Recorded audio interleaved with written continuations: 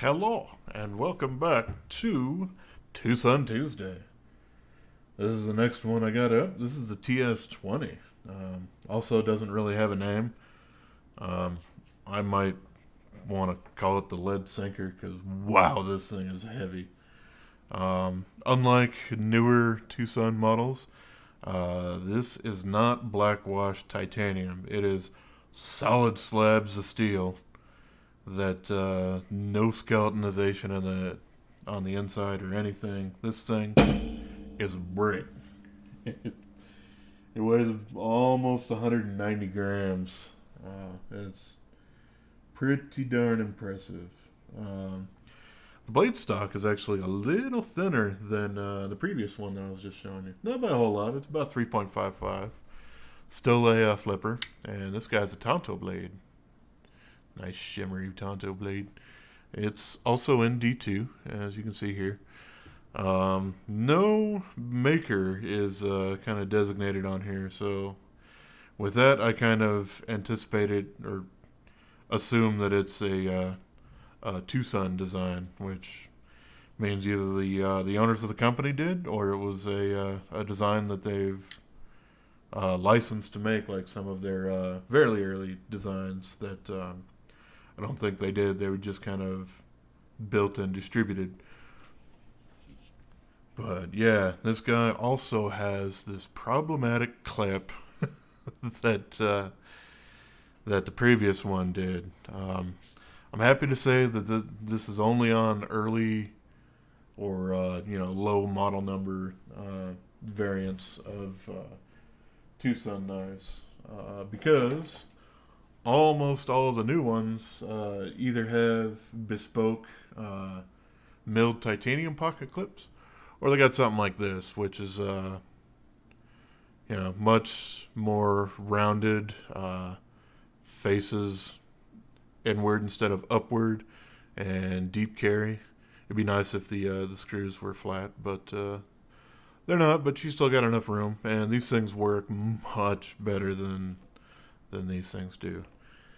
So if you're concerned about any of that with these early models, then you really don't have anything to worry about there. So this is a frame lock, obviously. The action on it, still amazing. It's, obviously riding on ceramic bearings, as all of their stuff does. And you can see the hardware on this, on the back end for the two barrel spacers, is actually T8, which is nice, and it's a trend that they've kind of kept up with. The pocket clip is a T6, but yeah, what are you going to do? What I do find weird is the pivot, which uses kind of what I've seen on Hinderer knives, where you got kind of this flat head or shove a dime into it, I guess, kind of thing. And the pivot makes its way all the way through with that on the other end for you to be able to hold while you unscrew the pivot if you want to actually take this thing apart. Certainly don't really need to. There's nothing much to actually look at on the inside except for it's black and steel as well.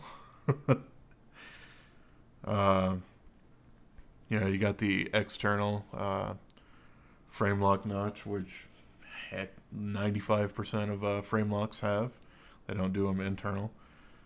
It is nice when they do that, but it's not super common yet. I think it's getting more there, but yeah, this guy's got a nice 3.4-inch blade, so it's still fairly large, but it's not something I would consider to be enormous. The handle's thickness is right around 0.53 of an inch, so just a little tiny bit thicker, and that's just at the swell. So it's basically right around that half-inch sweet spot that most knives end up getting there. And it's a pretty interesting little guy. This one in particular, it's strange because it doesn't actually have TwoSun's logo on it. It was kind of one of the really old ones that they didn't even laser brand their stuff into what am I trying to say? Okay, they didn't actually laser engrave their insignia or their logo onto the blade. They just have D2, which is nice to know, but sometimes you might want to know where the knife came from. But in this case, it's definitely TwoSun. Uh, Newer models of this that they now produce do have that laser engraving on there. You know, it's nice for consistency's sake. But yeah, this guy is great if you want to bludgeon something because it is incredibly heavy and does kind of have an impact point there at the end. So I guess if you want to crack something without actually stabbing it, then yeah, this knife is the way to go. You can see it's got a cutout here, but there's absolutely no chamfering or knocking out on any of that. It's just kind of a straight liner right there, which is fine. It works great. It's grippy. Don't really have any problems disengaging the lock. You can see it's kind of locked up 35-40%. Yeah, somewhere right around there, which is fine. That's basically around what I would expect for most new knives. The milling on it's actually pretty interesting and does actually have a decent texture on it, which I actually quite like. But it, like a lot of titanium folders and whatnot, there's no specific patterns or texture milled into it. So yeah, it will be a little slippery for you, but yeah, it's the price you pay. This is probably about as mall ninja as it gets for for TwoSun knives. Outside of a couple of the karambits that they've made,